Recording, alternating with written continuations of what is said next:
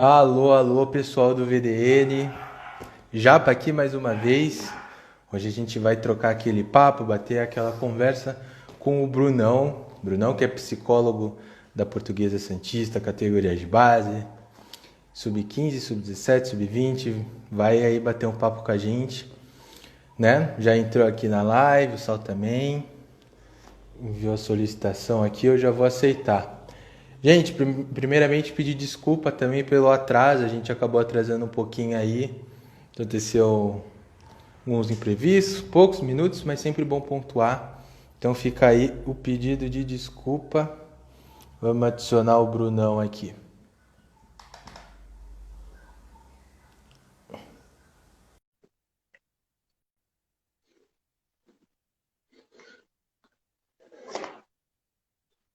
Salve. Salve, Bruno, tranquilo? Tudo na paz, Japa? E contigo? Boa, tudo certo aqui também.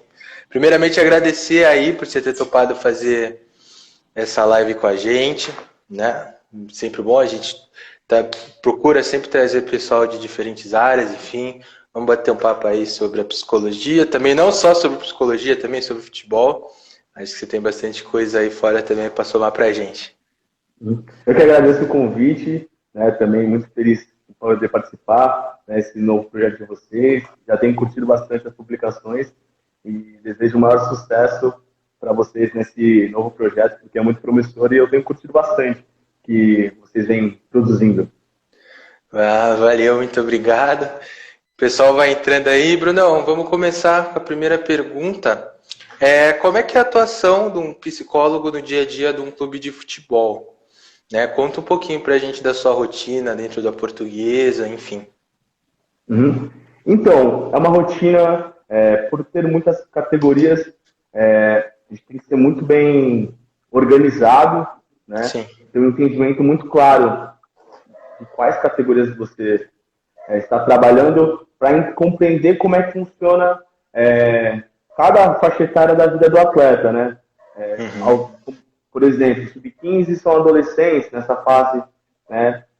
E sub-20 a gente pega já os caras mais maduros, mais na fase do jovem adulto, né, adultos. Uhum. Então, tem que ter essa perspectiva de que cada um tem um funcionamento para aí sim você ter o seu norte para poder montar as atividades, saber como tratar com esse indivíduo sobre os assuntos pertinentes ao esporte, à sua vida particular, né? E Uhum. a forma de atuação, o dia a dia, vai muito das situações que vão ocorrendo. Como, por exemplo, nós, na Portuguesa Santista, disputamos o Campeonato Paulista. Certo? Então, temos um processo de pré-temporada, temos um processo de avaliação, temos um processo do campeonato mesmo, temos um processo pós-campeonato. Então, todas essas faixas têm sua particularidade, né? E é um trabalho interdisciplinar. Então, é fundamental que tenha um bom diálogo entre a comissão técnica, né? Todos os profissionais que compõem ela, que atualmente são preparador físico, preparador de goleiro, treinador, né? Psicólogo, tem também a parte do gerente, né? Supervisor. Então, são todos esses profissionais que têm que estar totalmente alinhados para uma visão para fazer com que esse atleta seja desenvolvido para que ele possa atuar futuramente como profissional. Esse é o principal intuito da Portuguesa Santista. Potencializar ao máximo o indivíduo para que ele possa se tornar um atleta profissional e sabemos das dificuldades de chegar nesse patamar, mas caso ele não vire um profissional, que ele vire um cidadão do bem, um cara que seja um bom pai, um bom filho, um bom irmão, nós passamos valores. Né? Além de profissionais do esporte, somos educadores, então temos essa perspectiva do dia a dia de trabalho. Então, seguimos dessa forma, analisando cada circunstância, mas sempre com essa visão de desenvolver em vários aspectos. Claro. Eu vou pular um pouquinho aqui, que eu tinha feito mais ou menos um roteirinho, mas como você já entrou no assunto, Uma pergunta aqui os clubes em geral se importam, você falou que a Portuguesa se importa, enfim, mas no geral, você que está ali no meio, que tem Paulista, vários clubes, enfim, eles se importam e dão condições porque os atletas de base se desenvolvam além das 4 linhas, né? Porque é bem isso que você falou, muitas vezes o atleta ele não vai virar atingir o alto rendimento, né? A categoria principal. Muitas vezes ele acaba ficando no sub-15, no sub-17, sub-20, ou chega até ir no profissional, mas logo no começo já não consegue dar continuidade. Os clubes, na sua experiência, você vê eles dando essa condição para os atletas ou procurando dar?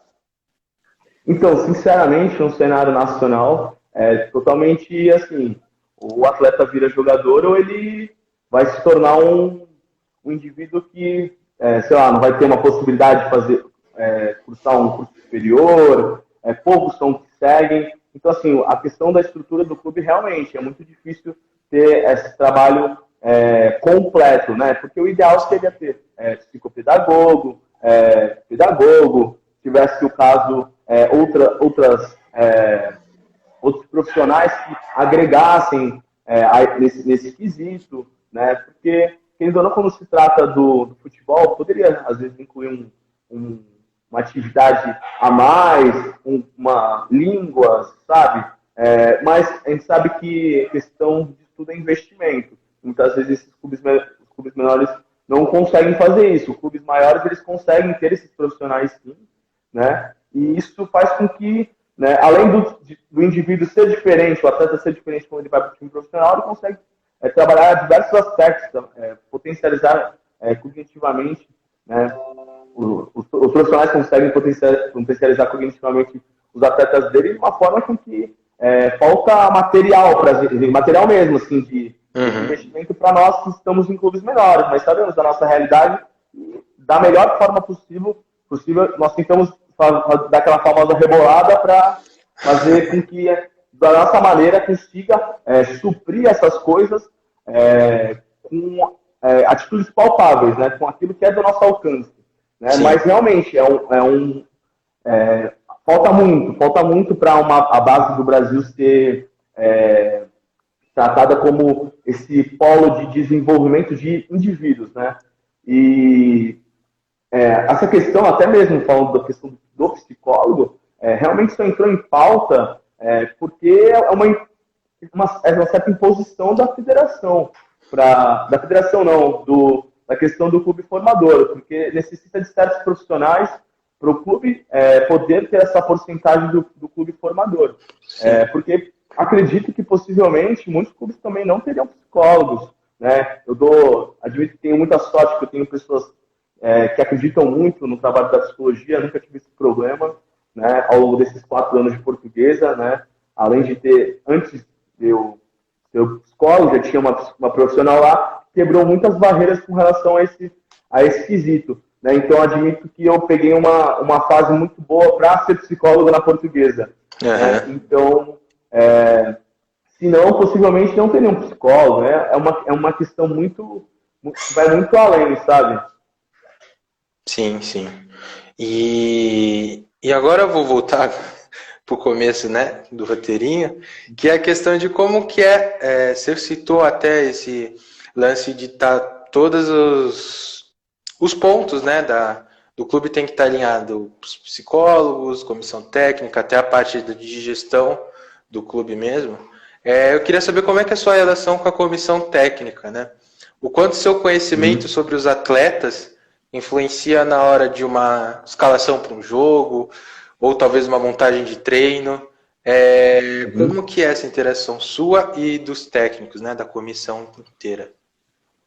Então, sempre foi muito boa, sempre foi uma relação muito proveitosa, muito de diálogo, né, porque assim, quem não, a voz de liderança, por mais que todos estejam na comissão, mesmo patamar, né, de responder para um gerente, né, a voz de liderança é o treinador, no final das contas ele que será a pessoa que vai definir, né, mas por sorte nunca tivemos problemas de decisões, né, porque cada um tem a sua área, né, eu sinceramente não sou nenhum experts na parte tática, então eu não me arrisco em dar pitacos nisso, né? Por mais que ao longo dos anos eu acabe aprendendo muita coisa na parte didática do sistema tático, da montagem de treinamentos, né? É uma questão de até respeitar o profissional. Então, isso é o primordial para uma comissão técnica ter uma relação sadia.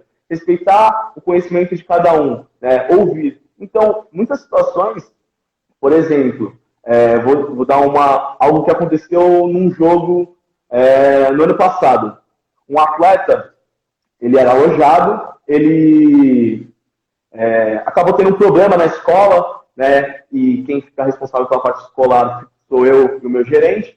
Então, a escola entrou em contato conosco, falando que teria que ter uma reunião com nós dois, e por conta de falta, por conta de notas ruins, e antes do jogo fomos comentar com eles, né? Assim, aconteceu isso, né? Mas depois a gente conversa, né? A gente quer saber o que aconteceu, porque a escola entrou em contato. Beleza. O garoto, ele é iniciado no banco de reserva, e bom, o treinador resolveu colocar ele no intervalo. Só que o garoto surtou, deu um pane nele, porque ele estava preocupado com essa questão escolar. Ele me chamou no intervalo, então tive que fazer uma coisa muito rápida para tentar ajudá-lo a voltar ao foco no jogo, né? Isso foi uma coisa que, assim, o treinador na hora falou assim, tenta ajudar nesse aspecto. Talvez eu não possa ajudar nesse quesito, então vai lá, né? Em outras situações, quando tem atletas passando por alguma situação, algum problema familiar,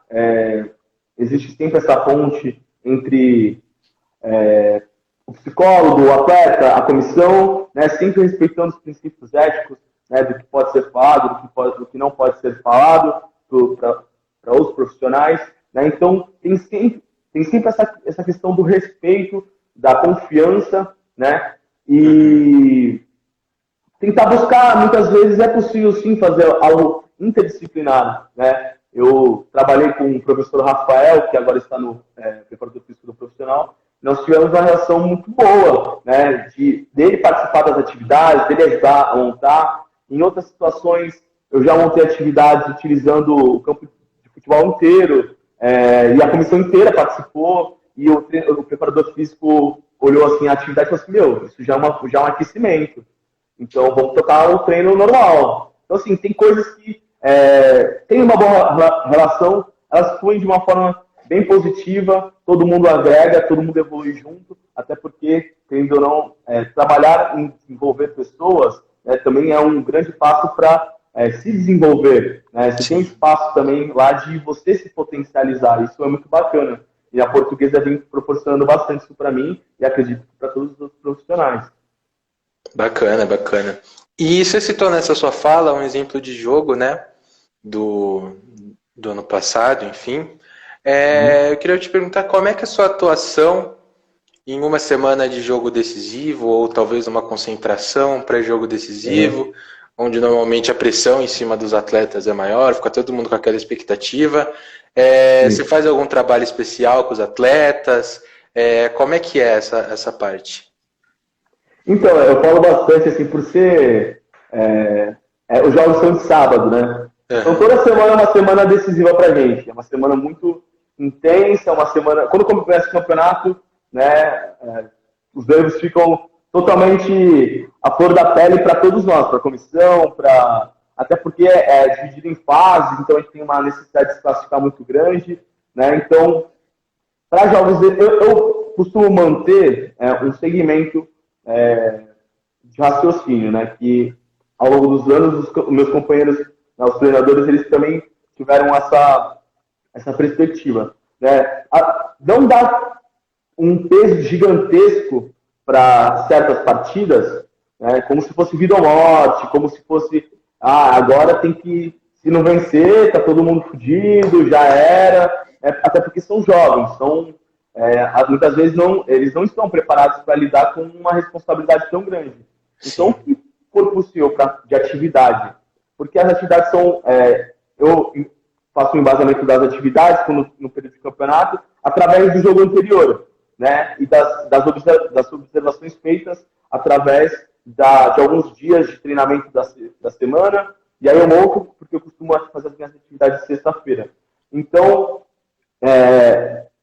enfatizar que é um jogo importante, por exemplo, pega um clássico contra o Santos. É um jogo que tem várias nuances. Por exemplo, tem atleta que foi dispensado do Santos, e é um peso diferente, porque o sentimento de rejeição no atleta, ele ressurge, porque aquele cara lá que está do outro lado é o camarada que pegou a vaga dele, é o cara que dentro de campo fala que ganha 5 mil reais, que ele não tem dinheiro, que ele compra o que ele quiser. Isso rola dentro de campo, rola no ouvido do atleta para desestabilizar. Então, eles estudam juntos, né? A maioria é da mesma escola, então já na semana já rola aqueles embates, né? Então, se você vai e bota um estímulo de que é vida ou morte, aí o atleta vai chegar dando voadora.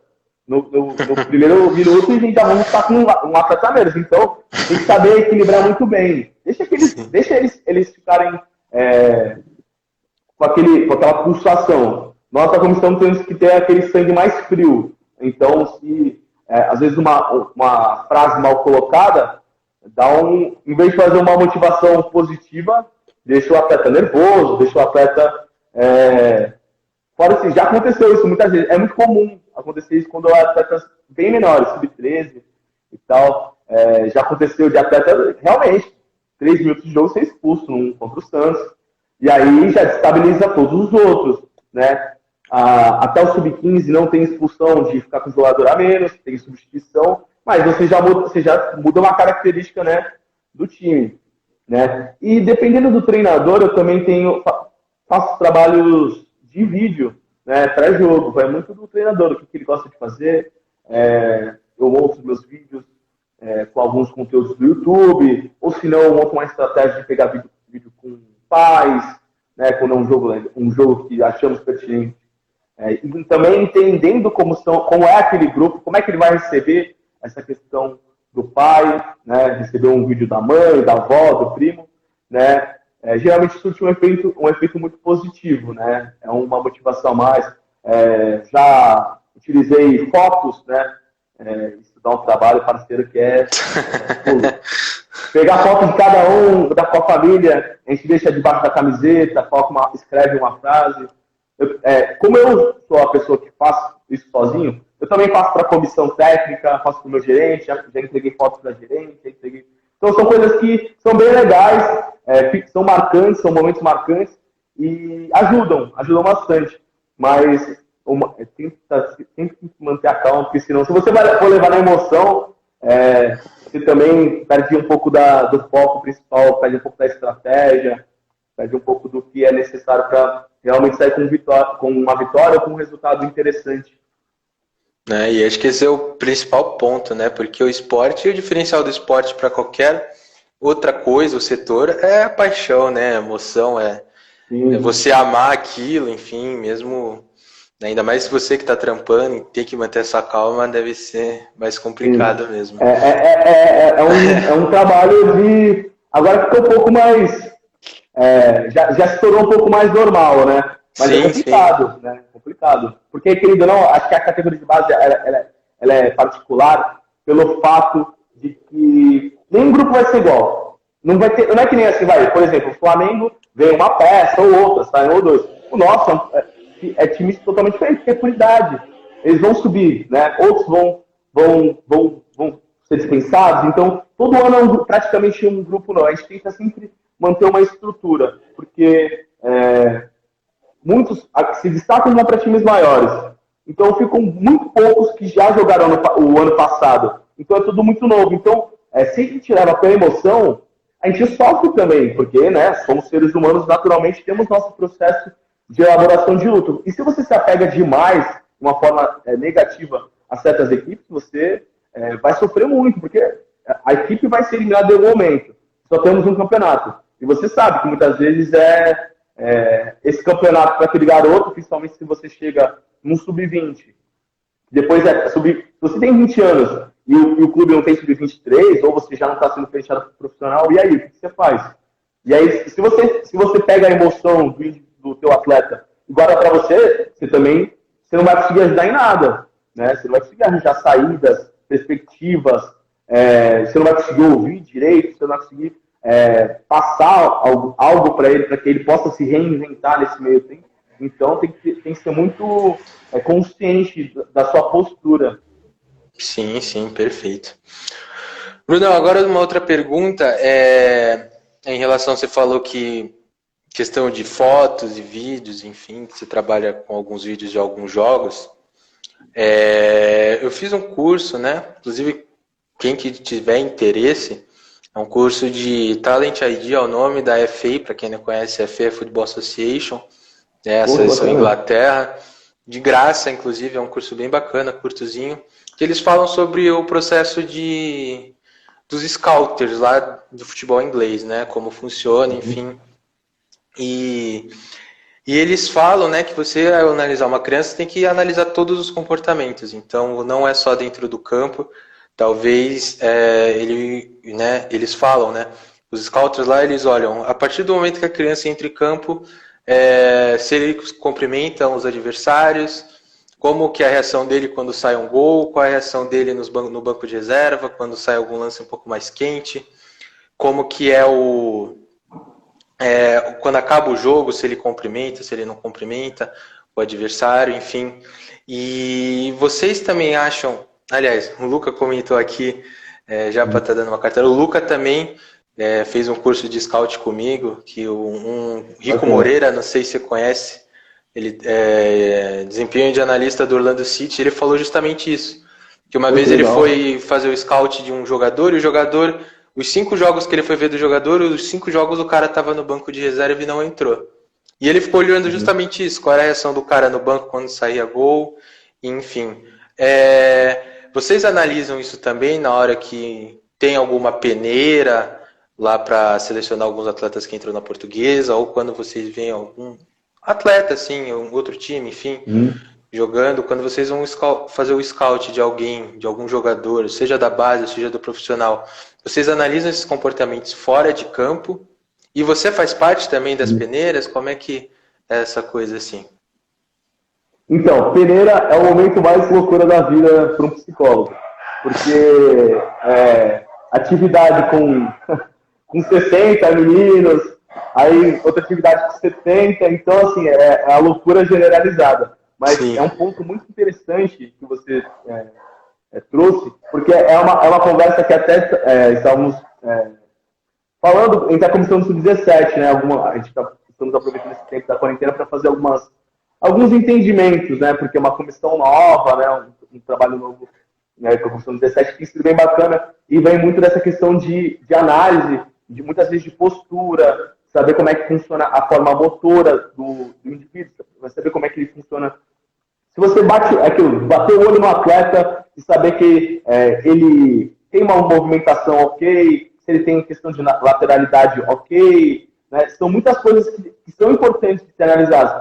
Assim, tem algumas coisas que são um pouco mais difíceis, mas você pode pedir para dar uma analisada. A questão do formato do pé, se ele tem pé chato, enfim, são várias coisas. E como psicólogo, realmente, por exemplo, a gente sempre costuma olhar quem está participando do campo, a parte do jogo, né, que geralmente não tem uma parte mais tática, né, não tem nem porque a gente quer só analisar mesmo. Mas eu sempre fico de fora, né, sempre fico de fora em muitos momentos, e é interessante saber como é que é essa interação, né, se tem um atleta do lado de fora que ele reclama, que ele motiva aquelas pessoas que realmente ele nunca viu na vida, possivelmente, só que ele sabe que ele depende desse grupo de pessoas que ele nunca viu para ele também fazer um bom papel e chamar a nossa atenção. Então, se o atleta ele tem essa postura,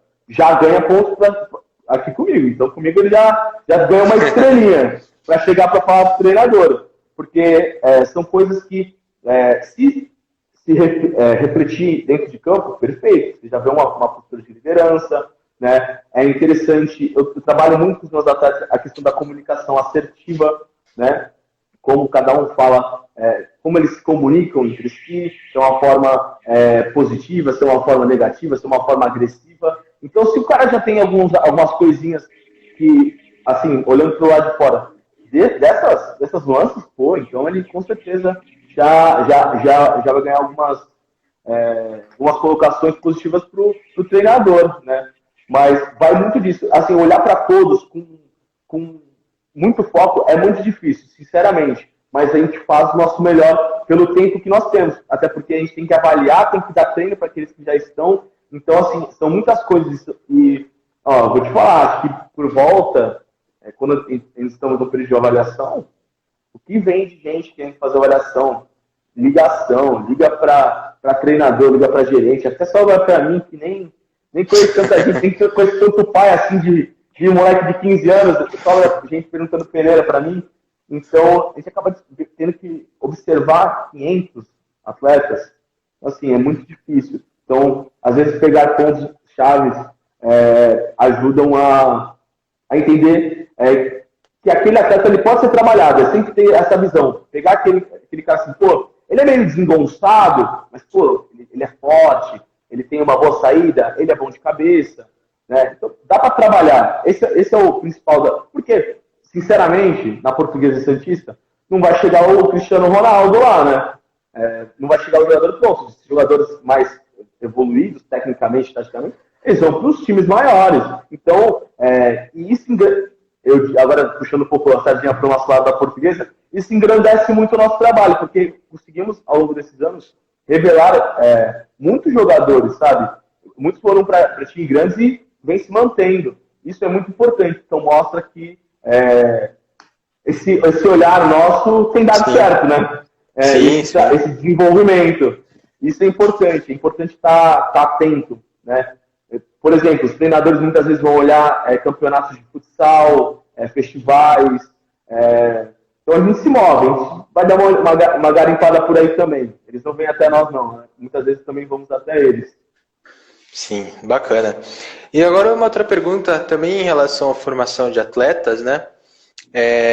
Na verdade, trazendo uma frase do Gustavo Grossi, né? Uma vez um vídeo, inclusive o Luca, que está aí comentando, fez esse curso comigo, e ele fala que Gustavo Grossi, para quem não conhece, ele é o diretor da base do River Plate. River Plate que vem fazendo um trabalho de base excepcional, bicampeão da Libertadores essa década, enfim, vem numa crescente muito grande, um projeto de futebol bem legal. E ele fala que nós formamos jogadores sul-americanos, não formamos jogadores europeus. Eu queria que você comentasse um pouco dessa frase, se você concorda, se você discorda, porque a gente vê hoje muitos jogadores da base do Brasil, muitas vezes vai fazer a base fora, enfim, ou acaba se formando taticamente, entre aspas, lá fora. E eu queria saber sua opinião sobre essa frase, você que está aí no meio das categorias de base, enfim. Então, eu acho que antes os argentinos, os paraguaios, os uruguaios, eles formaram jogadores sul-americanos. Vai ficar meio confuso o que eu vou dizer, mas vou tentar me fazer entender. Eles formaram jogadores sul-americanos. Nós, brasileiros, formávamos jogadores brasileiros. Com aquela magia, com aquele futebol arte. E com a evolução da nossa sociedade, isso vem modificando muito a questão do desenvolvimento do atleta. Porque, por exemplo, antigamente eram repletas de crianças brincando nas ruas, jogando futebol na rua, tendo que utilizar um campo adverso para saber dominar uma bola, fazer um drible diferente em um espaço muito curto. E com a elitização do esporte, né, querendo ou não, o futebol vem cada vez mais tornando um esporte de elite. Né? Para você entrar num estádio, muitas vezes, você tem que pagar 20, 40 reais. A gente sabe que a realidade do nosso país não convém, às vezes, para um pai de família levar toda a sua família para ver um... Então, assim, o futebol ele vem se tornando mais de escolinhas do que realmente de onde ele vem.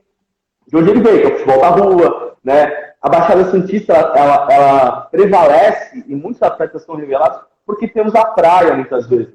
Porque o jovem, a criança, já vai à praia para jogar, né? A gente sabe que aqui tem uma cultura de times de praia muito antiga. Então, isso é o diferencial da Baixada Santista. Mas se você pega nos grandes centros, não tem campos para você jogar. Ou você paga, às vezes, um clube, ou você é de um interior lá no Castelo do Judas, que não tem espaço, sabe? Por isso, muitos atletas, se você for pegar grandes clubes aqui, pegam jogadores do interior do norte, do nordeste, porque você pega que esses atletas têm essa característica da antiga, de ter muito estímulo, né? O atleta diferenciado, ele tem muito estímulo ao longo da sua vida. Então, cada vez mais a gente tem jogadores engessados, jogadores de escolinha, e, querendo ou não, o mercado de escolinha muitas vezes não ensina, né, isso. E existe uma cobrança muito grande dos pais também, porque quer que o filho jogue campeonato, não entende que o filho tem que estar no banco, e é todo um processo que às vezes é encurtado. Então, o Brasil, ele vem indo muito para essa levada, né?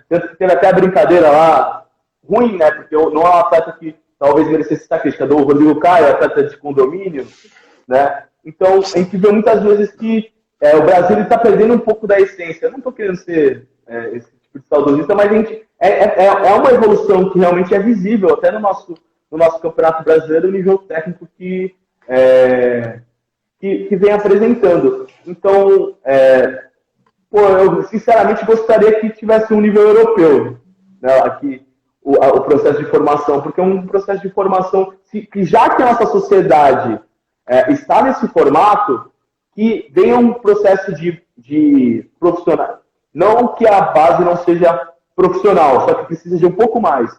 Precisa que os clubes sejam cada vez mais com aqueles profissionais que eu falei no início, né, que já que a gente não tem a rua, já que a gente não tem o espaço, vamos suprir com estímulos de outra forma.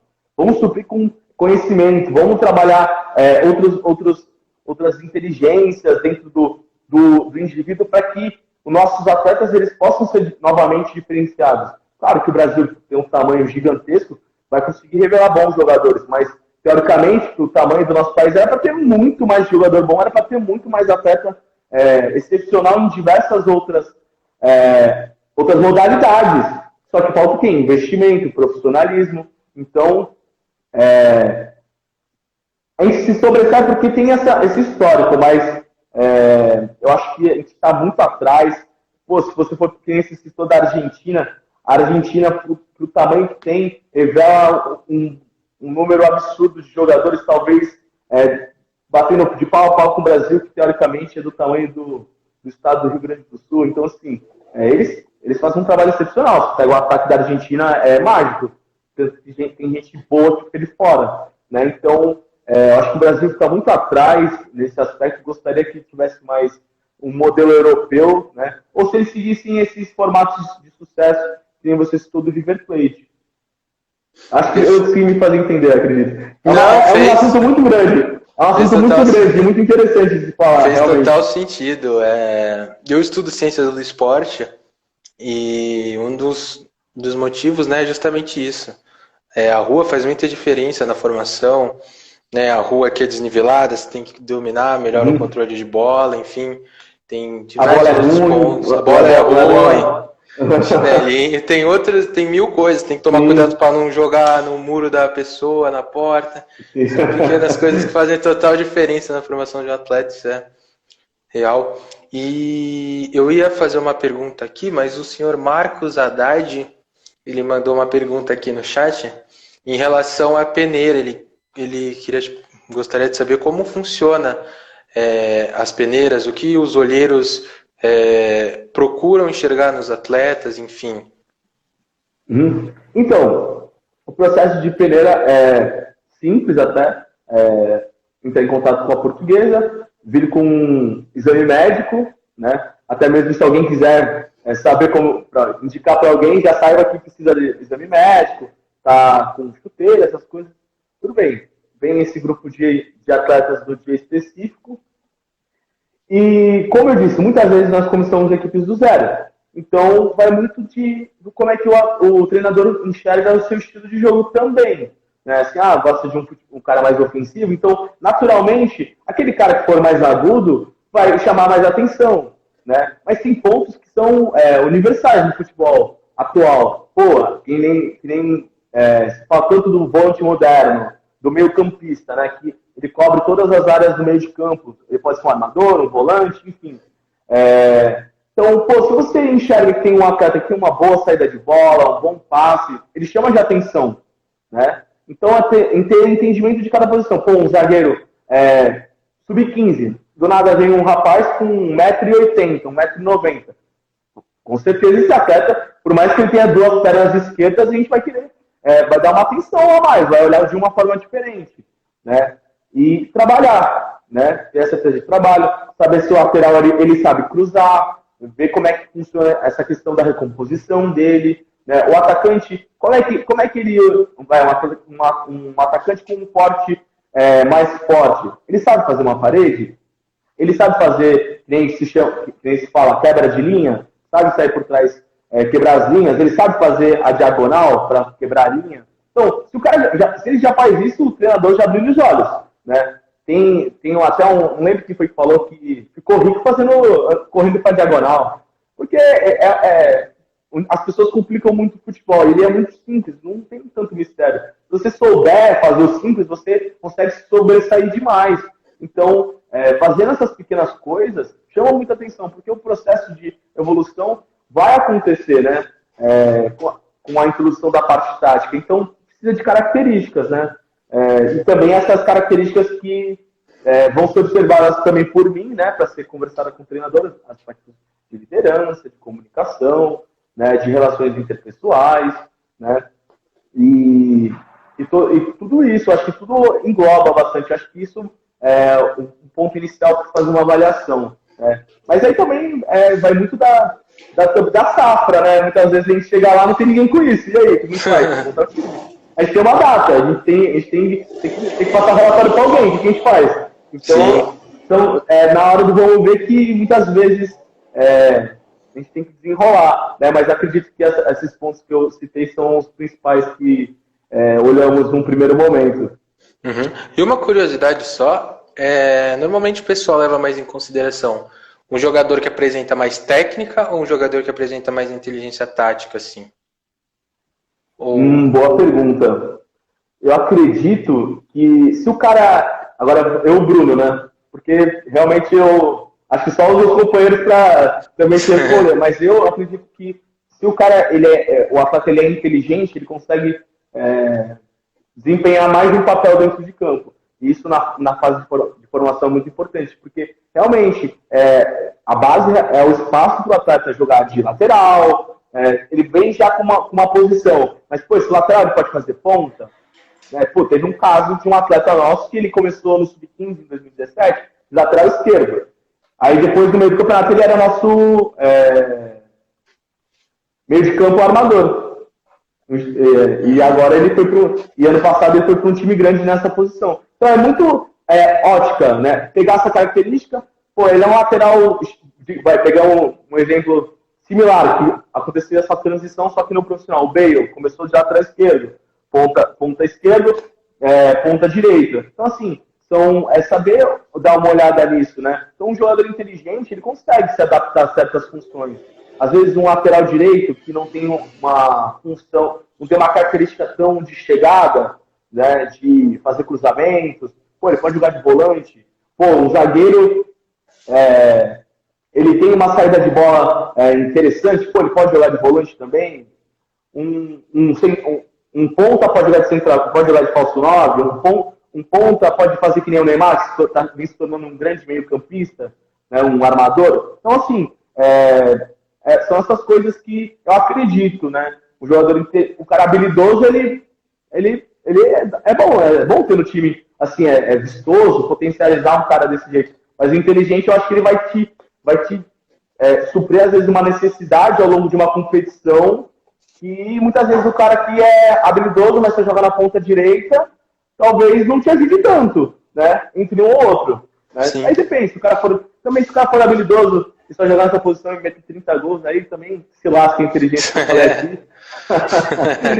Mas acho que a inteligência dá uma sobressaída. Beleza. Uma pergunta aqui que a gente recebeu do Leonardo Zampieri. Psicologicamente, para os jogadores, é melhor entrar em campo sendo underdog ou favorito? Com vontade de surpreender ou com a confiança de ser superior? Então, eu acho que nenhum nem outro, né? Eu acho que o equilíbrio tem que imperar.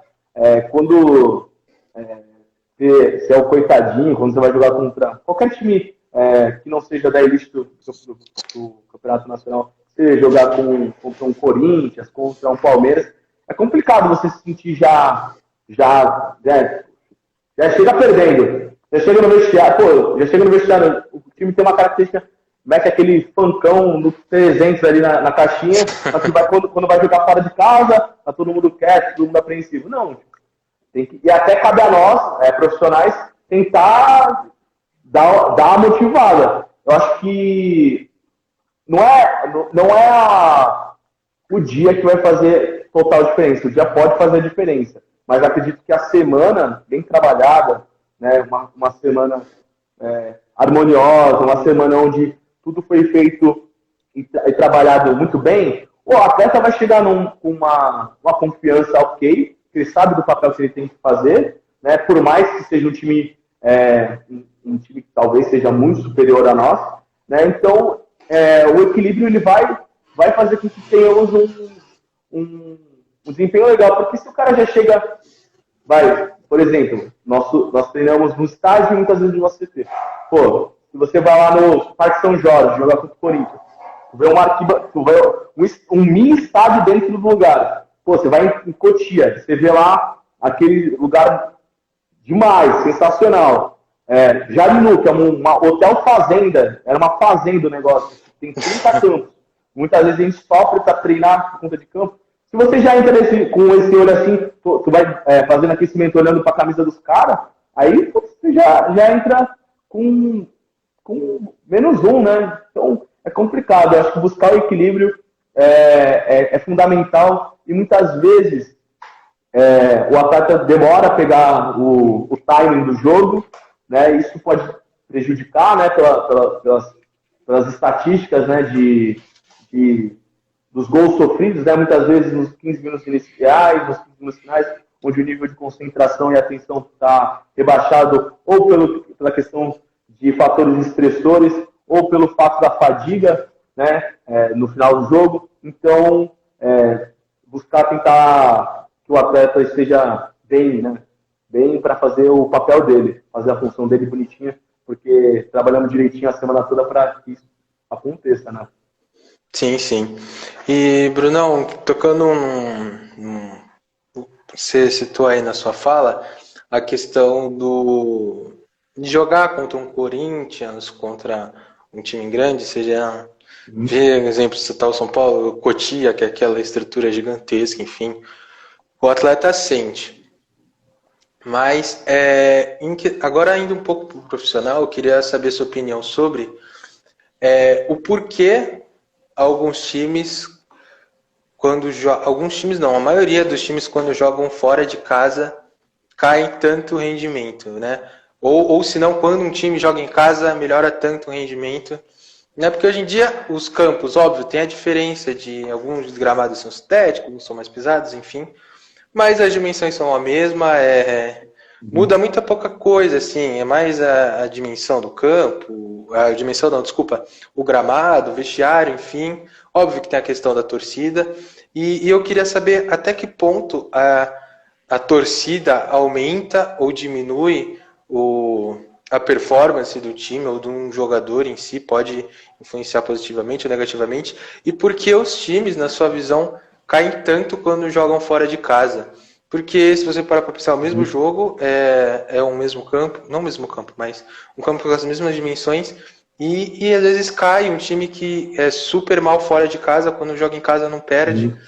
Você acha que tem a ver com o jogador, um exemplo, vai jogar aqui na Vila Belmiro, o cara já pensando, vou jogar na Vila Belmiro, é foda, e isso já cai, já afeta o rendimento dele. Qual que é a sua opinião sobre? É interessante isso porque é muita coisa. Porque vai depender muito de atleta, muitas vezes.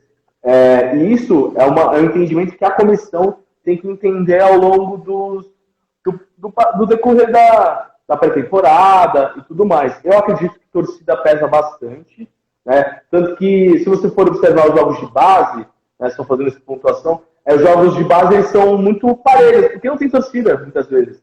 Se muda o campo, né? Então, esse fato é uma das coisas até que o treinador nosso fala assim, pô, vocês não jogam com torcida, não precisa sentir tanto. Tentar mostrar essa perspectiva, porque às vezes o cara faz a associação do jogo de futebol que ele vê na Globo, né, que é aquela torcida pressionando, só que chegar lá, então ele se estressa à toa. Agora, voltando para o profissional, depende de muitas particularidades. Por exemplo, retrospectiva daquela... Por exemplo, alguns jogadores já estão muitos anos no clube. Já tem um retrocesso, já tem um histórico muito grande de derrotas em tal lugar, né? Pode influenciar. O atleta já jogou naquele clube. A viagem é longa. Fizeram uma boa viagem. Estão bem alojados. Eles teve algum problema durante a semana. São muitas coisas, né? São muitas coisas. Eu acho que é mais comum ter um time que atropela geral, né? Dentro de casa, do que ter... Às vezes o time, digamos assim, é pior tecnicamente, ele faz um bom papel em casa, do que, sei lá, é um time bom e fora de casa não rende. Isso é muito difícil, né? Então, eu acredito que, de fato, a torcida faz muita diferença para o cara que tem um nível de técnica mais... pior. Só para não chamar o cara de um time de jogador ruim, né? Para ser mais elegante. A torcida empurra muito, né? Porque é um ambiente favorável, principalmente se for uma torcida que ela, por exemplo, muitas vezes a Chapecoense, né? Não é um time, muitas vezes, com os melhores jogadores, mas com a torcida, com o estilo do estádio, como é um lugar muito na região lá, muito distante, não é um time de Florianópolis, é um time da Serra, tem quem é de Chapecó torce realmente para Chapecoense, sabe? Tem muitas coisas. Então eu acredito que, no final das contas, a torcida vai ter uma grande parcela nisso, né? E, por exemplo, vamos pegar outra questão, né? Times do Nordeste. Times do Nordeste são os times que mais acabam viajando pra caramba, né? Porque o polo desses maiores clubes é Sul-Sudeste. Então, o cara do esporte, né, que tinha também a Ilha do Retiro ou os Aflitos do Náutico, que era um estádio super difícil de se jogar, né? E eles fizeram muitas campanhas boas, né? Pô, o esporte chegou a ganhar a Copa do Brasil, graças também à Ilha do Retiro, né? Então, ter essa questão também de distância, é uma viagem cansativa, o atleta, pô, às vezes tem outros jogos importantes, né? Então são muitas coisas que envolvem, mas acredito que torcida e deslocamento pode influenciar sim. E aí depois vem as outras coisas mais individuais, né? Que vem essa questão de retrospectiva do atleta no clube, derrotas, né? Então é muita coisa assim para eu poder afirmar só um ponto. Entendi. E voltando ao que você tinha falado de um jogador de um clube menor que vai jogar contra um São Paulo, contra o Corinthians, contra o Palmeiras, contra o Santos, são times maiores. Você acredita na frase a camisa pesa no jogo? Isso realmente faz sentido? Acho que sim. Camisa pesa. Mas não pesa só para um lado, não. Pesa para outro lado também. Se o cara também não entender se ele está jogando um Flamengo, está jogando um Santos, um Corinthians, também pesa. Aqui, o cara que não tiver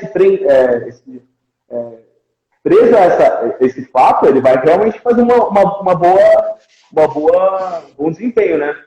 Mas isso é uma desconstrução muito grande e possivelmente um psicólogo em pouco tempo não conseguiria. Isso vem da formação do atleta, né? Isso tem que ser estimulado, né? Que, pô, camisa tem histórico e tudo mais, mas, pô, o jogo, nós nos preparamos para isso. Temos nossas estratégias para anular esse tipo de time e tudo mais, né? Então, se o atleta tem esse desenvolvimento ao longo da sua vida positivo a esses jogos, É até importante, eu e as pessoas que trabalham comigo enfatizamos bastante assim. É o jogo mais gostoso de se jogar. É o jogo que tipo, todo mundo queria estar lá jogando. Você não queria estar jogando com o Santos? Eu por mim, estaria jogando agora. Só que minha habilidade também, meu pote não deixaria, né? Então, mas todo mundo gostaria de estar num jogo desse. Como é que o cara, teoricamente, a gente tem que tentar passar isso. Como é que você vai se sentir, não vai se sentir à vontade? Pô, jogar num campo gostoso, dia bom, todo mundo, se é jovem, vitalidade, a gente tem que passar essas coisas. Mas, se o cara só pega treinador assim, porra, vamos jogar contra o Vasco. E o cara, sei lá, do Madureira, porra, vamos jogar contra o Flamengo. Vamos jogar. Já saiu assim, não, então, já não, o cara já faz o planejamento dele de classificação, que ele já vai perder para os 4 grandes do Rio. Né? Não, então temos que tentar beliscar alguns pontinhos ganhar de todos os pequenos, que são os mesmos patamares que nós, e tentar empatar com eles, que a gente vai tentar, nós vamos tentar pegar a 4ª colocação do Campeonato Carioca. Pensamento horrível, né? Se o cara tem esse pensamento, você já desestimula o atleta de uma forma muito grande. E se você pega pessoas que tiveram ao longo da sua vida essa perspectiva, o cara já vem com uma síndrome de derrotismo muito grande. Né? Então, vai depender muito do atleta, vai depender muito. Né? Mas eu acredito que tem peso sim, né? Final das contas, uma camisa pesada com bons atletas, ela sobressai muitas vezes de bons atletas com uma camisa não tão pesada. Sim. E, Bruno, a gente vai chegando aí para os últimos 10 minutos finais de live. Eu vou fazer uma pergunta que eu queria já ter feito antes, mas acabei fazendo uma pergunta do público e acabou embaralhando um pouquinho. Você citou sobre o lance da rua, enfim, do futebol sul-americano, na pergunta do River Plate. E é uma pergunta que muitas pessoas falam que o Brasil não produz mais jogadores tão bons como antigamente. Qual a sua visão sobre isso? Se, na sua opinião, isso realmente ocorre? A safra realmente não é boa? Qual é a sua opinião sobre? Eu acho que produz bons jogadores, só que jogadores diferentes com relação ao passado. Agora é a questão de entender como está esse desenvolvimento desses atletas e fazer um trabalho para que essas peças que nós temos, elas rodem, né? É muito incrível olhar até o passado, ver a quantidade de jogadores que tinham aqui jogadores brasileiros, né? Porque agora começou uma globalização no modo geral, né? Então muitos atletas acabam saindo, não vou nem dizer assim, de jogadores que jogam aqui no Brasil, mas assim, a gente vê que um pouco do nível abaixou, fica um pouco mais. Tem muito jogador unânime na seleção, digamos assim. Isso não é tão positivo, né? Isso demonstra que não tem uma competitividade em alto nível, assim, o máximo, né, que é a seleção brasileira. Então é uma coisa para a gente enxergar, né?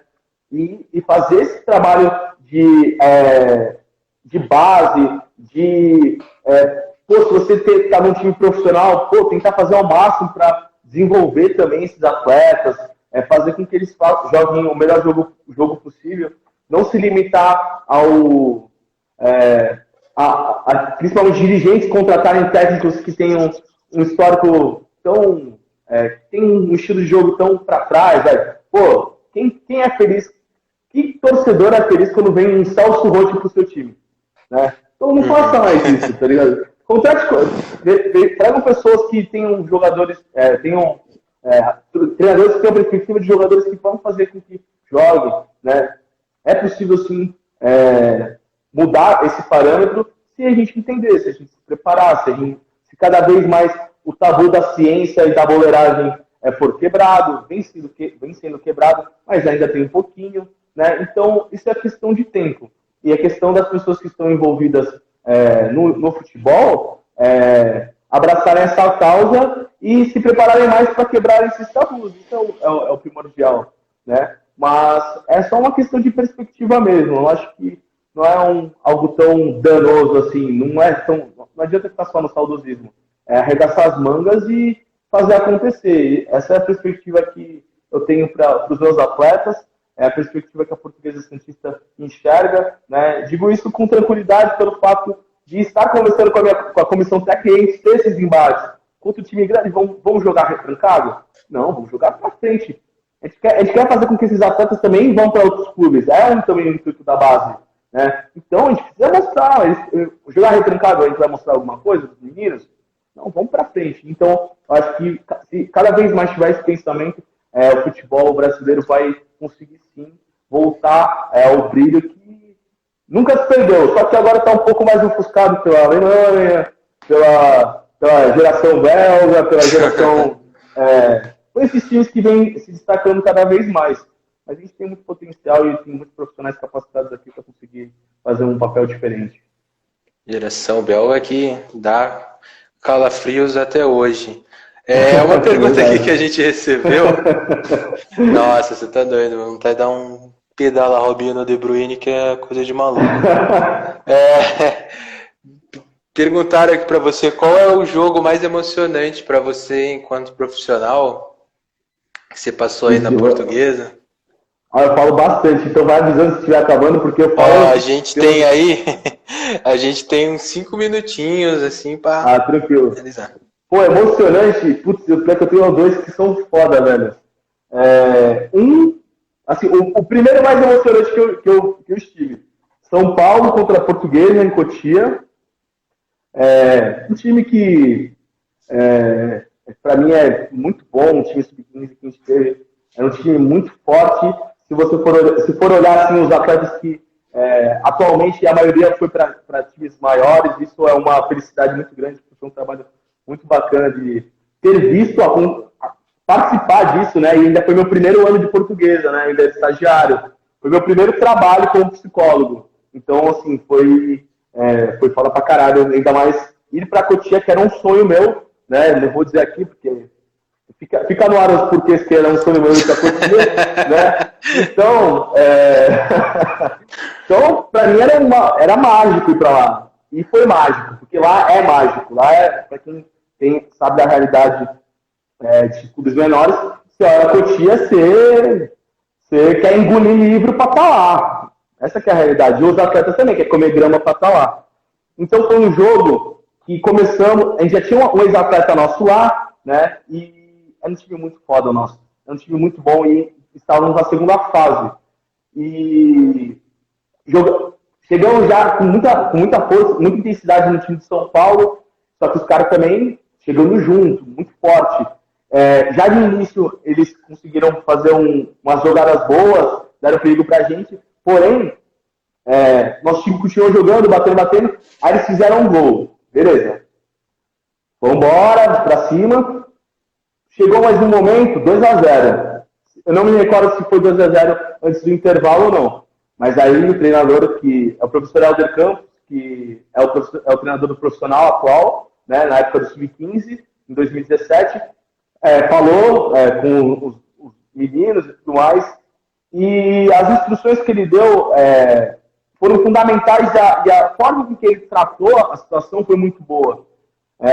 Foi justamente aquilo que a gente vinha falando, né, de, vocês não querem estar aqui, vocês não querem jogar por essa camisa algum dia, vocês não gostariam de estar aqui, porque, a gente chegou lá, tinha Gatorade pra caramba, cesta de café da manhã, vocês não querem esse bagulho, essas coisas pra vida de vocês? Então, assim, os moleques entraram com sangue nos olhos. E um deles começou a falar isso, no intervalo, só que de uma forma com que até eu queria ter 15 anos e estar lá com eles ali, a milhão.